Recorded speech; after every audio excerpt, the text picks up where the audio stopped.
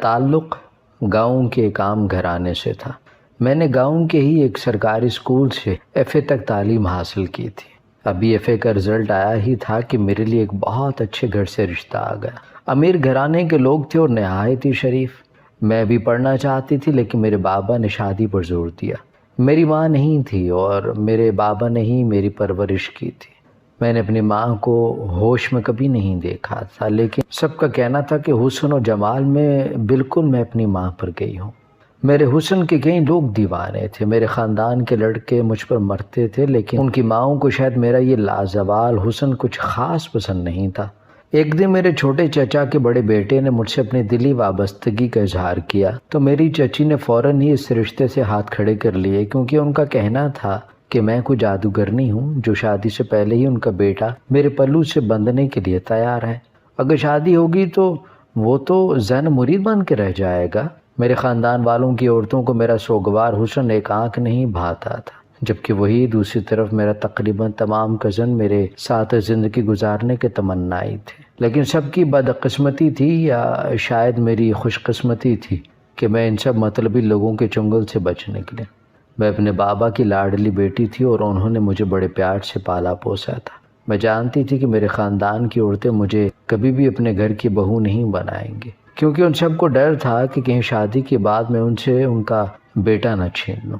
اسی لیے میں نے اپنے بابا کی بات پر غور کیا اور پھر مجھے احساس ہو گیا تھا کہ میرے بابا کبھی بھی میرے لیے کوئی غلط فیصلہ نہیں لیں گے۔ میرے بابا میرا غرور تھے اور میں ان کی بات سے انکار نہیں کر پائی اور رشتے کے لیے تیار ہو گئی۔ اگلے دن ہی ہمارے گھر ایک لڑکا اور ایک لڑکی آئے تھے اور ان کے ساتھ رشتے والی خالہ تھے۔ لڑکا دیکھنے میں تو بہت پیارا تھا اور لڑکی بھی، اور وہ دونوں بھی مجھے دیکھ چکے تھے۔ لڑکے کی آنکھوں میں اپنے لیے پسندیدگی میں دیکھ چکی تھی اور مجھے یقین تھا کہ میں شادی سے بہت خوش ہوں گی۔ اسی دن شادی کی تاریخ طے ہوئی اور ایک ہفتے کے اندر ہی میری شادی ہوگی۔ جس گھر میں میں بیاہ کر گئی تھی وہ گھر کافی آسائش دہ اور آرام دہ گھر تھا، بہت خوبصورت اور بہت بڑا۔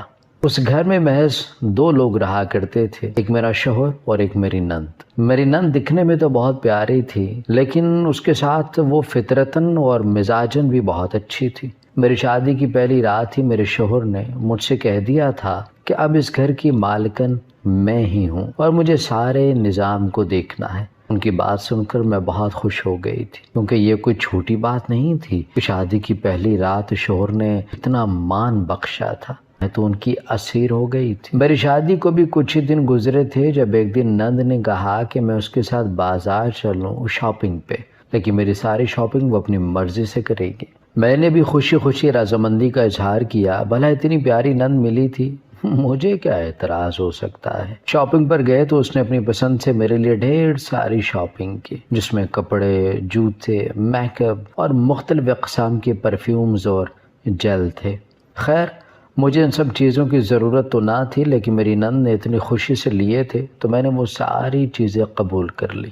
اس کے بعد کھانا بھی اس کی ضد پر باہر ہی جا کر کھایا اور گھر آتے آتے ہمیں شام ہو چکی تھی۔ جب ہم گھر آئے تو میرا شوہر پہلے سے ہی گھر میں موجود تھا، جبکہ اسے گھر دیکھ کر میں حیران ہو گئی تھی، کیونکہ وہ اکثر رات کو 12 بجے تک گھر آتا تھا۔ وہ کیا کام کرتا تھا یہ تو میں نہیں جانتی تھی، لیکن اس نے کہا تھا کہ وہ جو بھی کرتا ہے اس سے میرا کوئی سروکار نہیں، بس میں یہ جان لوں اور اس پہ یقین رکھوں کہ وہ حق حلال کی روٹی کماتا ہے اور ہمیں بھی حلال ہی کھلاتا ہے، لہٰذا آج کے بعد میں اس سے اس کے پیشے کے بارے میں نہ پوچھوں۔ اس کی بات پر سر تسلیم خم کرتے ہوئے میں نے یقین کر لیا تھا، اور پھر ہماری شادی کو تقریباً 1 مہینہ ہو چکا تھا، اور اس دن کے بعد سے میں نے کبھی بھی نہیں پوچھا تھا کہ وہ کیا کام کرتا ہے، لیکن جو بھی کرتا تھا وہ صبح 10 بجے گھر سے جاتا تھا اور رات کے 12 بجے تک آتا تھا۔ دیر سویر ہوتی رہتی تھی، لیکن آج تو ابھی شام کے 5 بجے تھے اور اس کا اتنی جلدی آنا مجھے سمجھ نہیں آتا تھا۔ نند کو میں نے پہلے سے ہی اس کے کمرے میں بھیج دیا تھا، کیونکہ آج کا دن واقعاً تھکا دینے والا تھا، جبکہ شوہر کے تیور بتا رہے تھے کہ وہ مجھ پر شدید غصہ ہے۔ میں نے سارا سامان باہر سین میں ہی رکھ دیا اور چھوٹے چھوٹے قدم اٹھاتی اپنے شوہر کے پاس گئی، جس نے مجھے دیکھ کر آنکھیں پھیر لی تھی، لیکن کہا کچھ بھی نہیں۔ آپ آج جلدی آ گئے، سب ٹھیک ہے نا؟ ڈرتے ڈرتے میں نے ان سے پوچھا، کیونکہ اس 1 مہینے میں نے اس کی بے پناہ محبت ہی دیکھی تھی، کبھی بھی اس کا غصہ نہیں دیکھا تھا۔ اسی وجہ سے میں ڈر رہی تھی، لیکن اس نے کوئی جواب نہ دیا اور منہ پھلا کے بیٹھ گیا۔ میں سمجھ گئی تھی کہ ناراضگی کا اظہار تھا، لیکن جلد ہی میں نے انہیں گھر پر نہ ہونے کی بابت آگاہ کر دیا تھا کہ ان کی لاڈلی بہن کا دل چاہ رہا تھا کہ شاپنگ پر جانے کا، اور وہ جلد ہی مان گئے تھے۔ اگلے دن جب میں صبح اٹھی تو دن چڑھے تک میں اپنی نند کا انتظار کرتی رہی، لیکن وہ کمرے سے باہر نہ نکلی۔ مجھے پریشانی ہونے لگی تھی کیونکہ اتنی دیر تک وہ کبھی بھی نہیں سوتی تھی۔ میں اس کے کمرے میں گئی اور کمرے کا حال دیکھ کر میں حیران رہ گئی۔ کچھ پل لگے تھے مجھے حالات کی نوعیت سمجھنے میں نے اندر داخل ہوتے اپنی نند کو پکارا تو وہ شاید کمرے سے ملحقہ واش روم میں تھی، کیونکہ وہاں سے پانی گرنے کی آوازیں آ رہی تھی۔ کمرے کی حالت کافی ابتر تھی، چیزیں یہاں وہاں بکھری پڑی تھی، جیسے کسی نے اپنے غصے کا نشانہ ان بے جان چیزوں کو بنایا ہو۔ میں کچھ دیر انتظار کرتی رہی، پھر تقریباً 15 منٹ بعد میری نند کمرے میں آئی تو مجھے وہاں دیکھ کر چونکی، لیکن جلدی اپنے تاثرات چھپا گئی، جبکہ اس کا یوں چونکنا میری زیرک نگاہوں سے مخفی نہ رہ سکا۔ اسے شرمندہ کیے بغیر ہی میں نے اس سے پوچھا کہ وہ ٹھیک ہے، تو وہ مسکرائی، میرے پاس آ گئی اور کہا کہ میں بالکل ٹھیک ہوں، بس ایک دوست سے لڑائی ہو گئی تھی، اسی وجہ سے ذرا غصے میں آ گئی تھی، اور آپ تو جانتی ہیں نا کہ میں جذباتی ہوں اور غصے کی ذرا تیز ہوں، اسی وجہ سے میں نے کمرے کا یہ حال کر دیا تھا۔ وہ میری ہم عمر تھی، لیکن اس کے باوجود وہ مجھے بھابھی ہونے کے ساتھ ساتھ اپنا دوست بھی مانتی تھی۔ اس ایک مہینے میں اس کے جذباتی پن سے بہت اچھے سے واقف ہو چکی تھی، اسی لیے اسے شرمندگی سے نکالنا چاہا۔ ملازمہ کو کہہ کر اس کے کمرے کا حلیہ درست کروایا اور خود اپنے ہاتھوں سے ناشتہ بنا کر اسے دیا۔ وہ بھی اب کافی حد تک نارمل لگ رہی تھی، اسی لیے میرے پاس بیٹھ کر ناشتہ کرنے لگی۔ ناشتے کے دوران وہ مجھ سے ہلکی پھلکی چھیڑ چھاڑ بھی کرتی رہی، جیسے مسکرا کر میں اس کے سوالوں کا جواب بھی دیتی رہی۔ زندگی بہت خوبصورت ہو گئی تھی، ایک تو اتنا چاہنے والا شوہر، بہنوں جیسی پیاری سی نند مل گئی تھی۔ میں اپنی قسمت پر جتنا رشک کرتی اتنا ہی کم تھا۔ ایک دن وہ یوں ہی گئی ہوئی تھی جب اپنا موبائل گھر ہی بھول گئی۔ میں اس کے کمرے کی صفائی کروانے کے بعد یوں ہی ایک چکر لگانے گئی تھی جب مسلسل اس کا فون بجتے دیکھا۔ جانے کون تھا جسے ایک پل کو بھی چین نہیں تھا، مسلسل فون پہ فون کیے جا رہا تھا۔ میں نے اس کا موبائل اٹھایا تو اس کے کسی دوست کا فون تھا۔ میں نے سوچا کہ اٹھا لوں اور اسے بتا دوں کہ وہ گئی ہوئی ہے یونیورسٹی اور موبائل گھر بھول گئی ہے۔ ابھی میں سوچ ہی رہی تھی کہ اچانک سے موبائل پھر سے بجنے لگا۔ اپنے سوچ پر عمل کرتے ہوئے میں نے کال یس کی اور موبائل کان سے لگایا۔ میں ہانیہ کی بھابھی بول رہی ہوں، وہ یونیورسٹی گئی ہے اور موبائل گھر بھول گئی ہے، وہ جب آئے گی تو میں اسے بتا دوں گی کہ آپ کی کال آ رہی تھی۔ میں نے دھیرے لہجے میں مسکراتے ہوئے کہا تو کچھ پل کے لیے خاموشی چھا گئی۔ میں نے 2-3 مرتبہ ہیلو کہا، لیکن شاید کال کٹ چکی تھی۔ میں نے بھی موبائل واپس رکھ دیا اور کمرے کا جائزہ لیتے ہوئے واپس آ گئی۔ آج میرے شوہر نے کہا کہ وہ کچھ دنوں کے لیے اپنے کام سے چھٹیاں لے رہا ہے تاکہ ہم کہیں گھومنے جا سکیں۔ میں نے منع کیا تھا، لیکن وہ کہنے لگا کہ یہی تو دن ہے گھومنے پھرنے کے۔ پھر میں نے بھی زیادہ اصرار نہ کیا۔ میں آج اپنی نند اور شوہر کی پسند کا کھانا بنا رہی تھی جب اچانک سے مجھے ایسا لگا کہ جیسے گھر پہ کوئی ہے۔ میں نے کچن سے نکل کر دیکھا اور تقریباً کچھ ہی دیر میں نے سارا گھر چھان مارا، لیکن مجھے کہیں بھی کوئی نظر نہیں آیا۔ مجھے لگا کہ شاید میرا وہم ہے، اسی وجہ سے میں دوبارہ اپنے کام میں مشغول ہو گئی۔ کھانا تیار ہو چکا تھا اور میری نند بھی آ گئی تھی۔ میں نے دسترخوان بچھایا اور کھانا لگانے لگی۔ میرا شوہر بھی آ چکا تھا کیونکہ آج دوپہر کا کھانا وہ ہمارے ساتھ کھانے والا تھا۔ میں تو بہت خوش تھی کیونکہ مجھے اپنے گھر کی یہ رونق بے حد حسین تھی۔ خوشگوار ماحول میں کھانا کھایا گیا۔ پھر میرے شوہر نے بتایا کہ اس کا کام آج کل بڑھ گیا ہے، اسی لیے وہ اگلے ہفتے چھٹیاں لے سکے گا۔ میں نے کہا کہ کوئی بات نہیں، پہلے کام پھر گھومنے کو تو ہم کبھی بھی جا سکتے ہیں۔ اگلے کچھ دن یوں ہی گزر گئے جب ایک دن اچانک میری نند میرے پاس آئی اور اس نے مجھے ایک جل دیا۔ اسے دیکھ کر میں حیران ہو گئی کیونکہ وہ کوئی عام جل نہیں تھا، کافی مہنگا لگ رہا تھا۔ میں نے اپنی نند سے پوچھا کہ یہ کہاں سے آیا ہے اور مجھے کیوں دے رہی ہو؟ تو کہنے لگی کہ اب سے آپ اسی جل سے نہایا کریں گے، اس سے آپ کی خوبصورتی میں مزید اضافہ ہوگا اور بھائی آپ پر فدا ہو جائیں گے۔ اس کی بات سن کر میں شرما گئی اور جل واقعی بہت مہنگا لگ رہا تھا اور دیا بھی میری لاڈلی نند نے تھا، تو مجھے یقین تھا کہ وہ اچھا ہی ہوگا۔ میں نے اس سے وہ جل لے لیا اور پھر اسے اپنے پاس رکھ لیا، جبکہ میری نند بہت خوش ہو گئی تھی اور اس نے مجھے گلے سے لگا لی اور کہا کہ میں دنیا کی سب سے اچھی بھابھی ہوں۔ اس کے محبت بھرے اظہار پر میں بھی خوش ہو گئی تھی۔ اب روزانہ ہی میری نند مجھ سے پوچھا کرتی تھی کہ میں نے وہ جل استعمال کیا تو میں ٹال دیتی کیونکہ مجھے یاد ہی نہیں رہتا تھا۔ ایک دن جب رات ہوئی اور میرے شوہر کے آنے کا وقت ہوا تو میں شاور لینے کے لیے جانے لگی تو اچانک سے میرے کمرے میں میری نند آ گئی اور میرے کچھ کہنے سے پہلے ہی پانی میں وہ خوشبودار جل ملا دیا اور کہا کہ بھابھی اس سے نہاؤ، دیکھنا بھائی ایک دن میں تمہارا دیوانہ ہو جائے گا۔ اس کی بات سن کر میں حیران ہوگی، بھلا ایک جل کی وجہ سے شوہر کیسے دیوانہ ہو سکتا ہے؟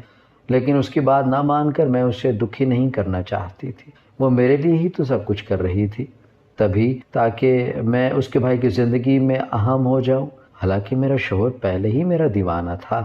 میں نے اس کی بات پر سر ہلا دی اور وہ خوشی خوشی میرے کمرے سے نکل گئی۔ میں نہا کر کچھ ہی دیر میں واپس آئی اور تب تک میرا شوہر بھی گھر آ گیا تھا۔ اسے کھانا دینے کے بعد میں اپنی نند کے پاس جانے لگی جب میرے شوہر نے مجھے روک لیا اور کہا کہ وہ اتنی بڑی ہے کہ اپنے کام خود کر سکتی ہے، تمہیں اس کے بجائے مجھے توجہ دینی چاہیے۔ میں نے ان کی بات مان لی تھی اور اپنے کمرے میں واپس آ گئی۔ اگلے دن صبح اٹھی تو میری نند مجھ سے ناراض تھی۔ میں حیران ہو گئی کہ بھلا وہ مجھ سے ناراض کیوں ہو گئی ہے۔ جب میں نے اسے پوچھا تو کہنے لگی کہ رات آپ مجھے دودھ دینے نہیں آئی، تو مجھے اپنے شوہر کی بات یاد آ گئی۔ رات میں اسے دودھ دینے جانے والی تھی جب میرے شوہر نے مجھے روک لیا۔ میں شرمندہ ہو گئی تو میری شرمندگی دیکھتے اس نے فوراً ناراضگی ختم کر دی اور پھر مجھ سے رات کے بارے میں پوچھنے لگی۔ تو میں نے اسے ڈانٹ دی اور وہ بھی کھلکھلاتی اپنی یونیورسٹی چلی گئی تھی۔ وہ شرارت کر رہی تھی میرے ساتھ، میں بہت اچھے طریقے سے سمجھ رہی تھی۔ آج رات پھر جب میں نہانے کے لیے گئی تو وہ پھر سے میرے کمرے میں آ گئی اور جل پانی میں ملا کر مجھے دیکھتی شرارت سے آنکھیں دباتی وہاں سے بھاگ گئی، جبکہ اس کی انہی شرارتوں کی وجہ سے تو گھر میں رونق لگی رہتی تھی۔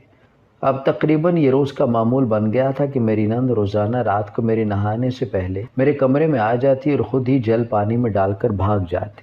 ایک رات وہ جل پانی میں ڈال کر بھاگ گئی، لیکن اس سے پہلے کہ میں نہانے جاتی میرا شوہر آ گیا اور اس نے کہا کہ میں تھکا ہوا ہوں، پہلے میں نہا لوں پھر تم چلی جانا۔ میں نے بھی اس کی تھکن کا سوچتے ہوئے بعد میں نہانے کا فیصلہ کیا اور واپس بیڈ پر بیٹھ کر اس کے آنے کا انتظار کرنے لگی۔ ابھی کچھ ہی دیر گزری تھی کہ میرا شوہر غصے سے واپس کمرے میں آیا اور آتے ہی میرے منہ پر تھپڑ مار دیا۔ اس کی اس حرکت پر میں حیران رہ گئی، کیونکہ ہماری شادی کو تقریباً 4 مہینے گزرنے والے تھے اور ان 4 مہینوں میں اس نے کبھی مجھ سے بدتمیزی سے بات تک نہیں کی تھی، اور آج اچانک سے اس نے مجھ پر تھپڑ مارا۔ میں حیرت و بے یقینی سے اپنے شوہر کو دیکھ رہی تھی جس کی آنکھیں لال انگارہ ہو رہی تھی۔ اس نے میرے بال مٹھی میں جکڑے اور غصے سے چلانے لگا، گھٹیا عورت، میں تم سے اتنی محبت کرتا ہوں لیکن تم ان سب کے باوجود نہانے کے بہانے یہ گھٹیا کام کرتی ہو۔ بتا کس گروہ سے تعلق ہے تیرا، کہاں سے آئی ہے اور کب سے یہ کام کر رہی ہے؟ وہ پے در پہ مجھ سے سوال پوچھ رہا تھا جبکہ مجھے تو کچھ بھی سمجھ نہیں آ رہا تھا۔ میری آنکھوں سے آنسو نکلنے لگے تھے، جبکہ میرا شوہر تو آج الگ ہی جلاد لگ رہا تھا۔ میں کچھ کہتی کہ اس نے میرے کچھ بھی سننے سے پہلے ہی مجھے ایک اور تھپڑ دے مارا اور مجھ سے کہا کہ اب وہ 1 منٹ بھی میرا غلیظ وجود اپنے گھر برداشت نہیں کر سکتا۔ میں اس کی بات سن کر اپنی جگہ ساکت رہ گئی، کیونکہ میں نے تو کبھی خواب میں بھی نہیں سوچا تھا کہ میرا شوہر کبھی میرے ساتھ ایسا بھی کچھ کر سکتا ہے۔ اس سے پہلے کہ وہ مجھے میرے گھر چھوڑ آتا، میں نے ہمت کر کے اس سے پوچھ ہی لیا کہ وہ ایسا کیوں کر رہا ہے، آخر میری غلطی ہے کیا؟ ایسا بھی کیا کر دیا ہے میں نے جس کی وجہ سے وہ مجھ سے اتنا ناراض ہو رہا ہے کہ مجھے گھر سے باہر نکالنے کے در پہ ہے؟ میں نے اسے کہا کہ مجھے وجہ تو بتائے، لیکن اس سے پہلے کہ وہ کچھ کہتا اس کے چلانے کی آواز سن کر میری نند بھاگی آئی اور اس نے مجھے اپنے بھائی کی قید سے آزاد کروا دیا اور پھر وہ اپنے بھائی پر برہم ہونے لگی۔ بھائی یہ کیا کر رہے ہیں آپ؟ بھلا کوئی اپنی بیوی کے ساتھ ایسا سلوک کرتا ہے جیسا آپ کر رہے ہیں؟ وہ غصے سے بولی تو مجھے اس پر ٹوٹ کر پیار آیا، کیونکہ شکر تھا کہ وہ میرا ساتھ دے رہی تھی، جبکہ میرے شوہر نے غلط نگاہ بھی مجھ پر ڈالنا ضروری نہ سمجھا اور گھر سے ہی نکل گیا۔ اس کے جانے کے بعد میں پھوٹ پھوٹ کر رو پڑی، جبکہ میری نند بھی رونے لگ گئی تھی اور اس نے مجھے تسلی دی کہ سب ٹھیک ہو جائے گا، بھائی کو ضرور کوئی غلط فہمی ہوئی ہوگی، تبھی وہ ایسا غصہ کر گئے۔ میں نے نند کی بات مان لی اور اپنے شوہر کا انتظار کرنے لگی، لیکن میرا انتظار ہی رہا، کیونکہ میرا شوہر اس رات گھر واپس آیا ہی نہیں تھا۔ اگلے 2 دن تک میں اس کا انتظار کرتی رہی تھی، لیکن میرا شوہر واپس آنے کا نام ہی نہیں لے رہا تھا۔ جب ان کے 2 دنوں میں مجھے اپنی نند کا رویہ بہت عجیب لگ رہا تھا۔ وہ دن بھر موبائل پر باتیں کرتی رہتی تھی اور آج کل اس نے پڑھائی بھی چھوڑ رکھی تھی، جانے وہ کیا کرتی پھر رہی تھی۔ اپنی ٹینشن میں اسے تو بالکل ہی بھول گئی تھی۔ ایک دن میں رات کے وقت اس کے کمرے میں آئی کیونکہ مجھے نیند نہیں آ رہی تھی۔ میرے شوہر نے میری نند کو فون کر کے بتا دیا تھا کہ وہ 1 ہفتے کے لیے کسی ضروری کام سے شہر سے باہر جا رہا ہے اور 1 ہفتے بعد واپس لوٹ آئے گا۔ اسی وجہ سے میں نے اس کا انتظار کرنا چھوڑ دیا تھا۔ اور اس کے تھپڑ مارنے کے بعد میرے دل میں بھی اس کے لیے خلش سی آ گئی تھی۔ اگر اسے کوئی بات بری لگ گئی تھی تو اسے مجھ سے بات کرنی چاہیے تھی۔ یوں جانوروں کی طرح مار پیٹ کر کے بھلا کون سا مسئلہ حل ہو سکتا تھا؟ پہل تو میں نے رو کے وقت گزارا تھا، لیکن جب 2-3 بعد حواس بحال ہوئے تو مجھے اپنے شوہر پر غصہ آ رہا تھا۔ اسی وجہ سے میں نے اس کا انتظار کرنا چھوڑ دیا تھا۔ میں اپنی نند کے کمرے میں گئی تو وہ وہاں نہیں تھی۔ مجھے یہ دیکھ کر حیرت ہوئی تھی کہ بھلا آدھی رات کو کہاں جا سکتی ہے۔ اس سے پہلے کہ میں اسے گھر سے ڈھونڈتی، مجھے ایسا لگا کہ جیسے کوئی ہے جو میرا پیچھا کر رہا ہے۔ میں نے ڈرتے ڈرتے رخ موڑا تو اچانک وہاں کسی کو دیکھ کر میرے منہ سے بے تحاشا چیخ نکل گئی، جبکہ وہ جو کوئی بھی تھا اندھیرے کا فائدہ اٹھاتا فوراً وہاں سے بھاگ گیا تھا۔ میری چیخیں سن کر میری نند جو کہ چھت پر تھی بھاگی آئی اور مجھے دیکھ کر وہ خود بھی خوفزدہ ہو گئی تھی، کیونکہ میں بہت زیادہ ڈر گئی تھی۔ اس گھر میں محض ہم 2 لڑکیاں تھیں اور ایسے میں آدھی رات کو کسی کا یوں گھر میں آنا مجھے بے حد خوفزدہ کر گیا تھا۔ میری نند نے مجھے پانی پلایا اور پھر نیند کی گولی دے کر مجھے سلا دیا۔ اگلے دن جب میں اٹھی تو کچھ دیر لگی تھی مجھے ہوش کی دنیا میں واپس لوٹتے ہوئے۔ جیسے ہی حواس بحال ہوئے تو اپنی جگہ سے اٹھی۔ میں رات اپنی نند کے کمرے میں ہی سو گئی تھی۔ اٹھی تو دیکھا کہ گھر پر کوئی نہیں تھا۔ مجھے ایک مرتبہ پھر سے خوف آنے لگا تھا، کیونکہ میں گھر میں اکیلی تھی۔ صفائی والی ملازمہ بھی کچھ دن کی چھٹی لے کر گئی ہوئی تھی۔ میں نے نند کو تلاشنا چاہا جب مجھے شیشے کے پاس ایک کاغذ ملا۔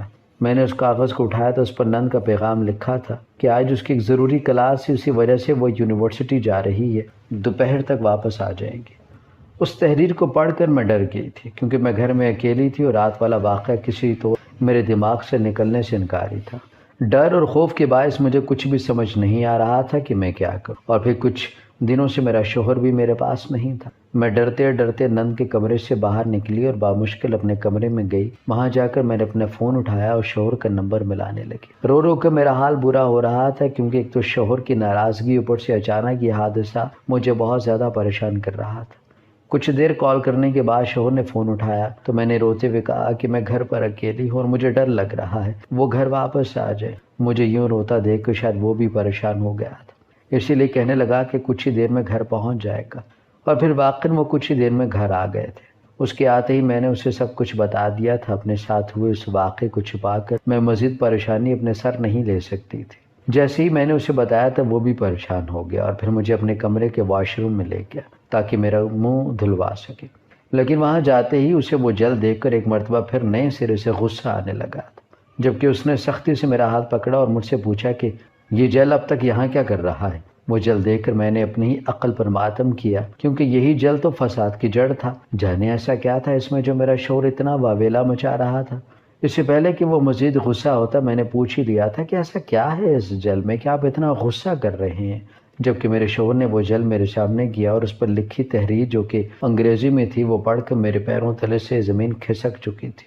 حیرت و بے یقینی سے میں نے اس جل کو دیکھا اور پھر اپنے شوہر کو، پھر جانے کیسے خود بخود ہی میرا سر نفی میں ہلنے لگا تھا، جبکہ میرا شوہر اب مجھ سے پوچھ رہا تھا کہ میرے پاس یہ جل آیا کہاں سے اور میرا کس کس سے تعلق رہ چکا ہے۔ اس کے الفاظ مجھے زندہ درگور کرنے کے لیے کافی تھے۔ میں نے روتے ہوئے اسے بتایا کہ یہ جل اس کی بہن نے مجھے لا کر دیا تھا۔ ابھی میرا جملہ مکمل بھی نہیں ہوا تھا کہ اس کا ہاتھ اٹھا تھا اور میرے منہ پر زوردار تھپڑ مار چکا تھا۔ میں نے روتے ہوئے بارہا اسے بتایا کہ یہ جل میری نند نے مجھے لا کر دیا تھا۔ اسے میری بات پہ یقین نہیں تھا، جب اچانک اس کے چیخنے چلانے کی وجہ سے میری نند بھی ہمارے کمرے میں آ گئی تھی، جبکہ بھائی کے ہاتھ میں وہ جل دیکھ کر اس کا رنگ اڑ چکا تھا، جسے میں نے ہی نہیں بلکہ اس کے بھائی نے بھی نوٹ کر لیا تھا۔